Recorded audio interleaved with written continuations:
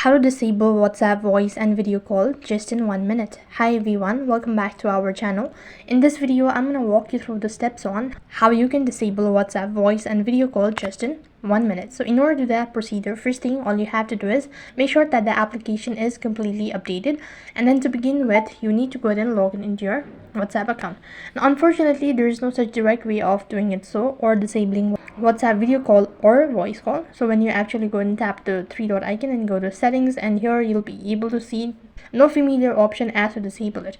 So unfortunately there's no such thing, so you have to exit out of your WhatsApp and then long press on it, or you need to go to the app info icon and then you need to go to permission. So right on this page you need to disable some of the features such as call logs, camera, contact, and microphone and phone. So for that you just have to tap on don't allow, and whenever somebody is actually calling you, now he or she won't be able to make a call. And also likewise, when you're actually making a call, you need to enable the permission. Only then you can begin with the procedure. So that is how you can disable WhatsApp voice call and video call. That's it for this video. I hope the video was helpful. Make sure to like, share, and subscribe to our channel.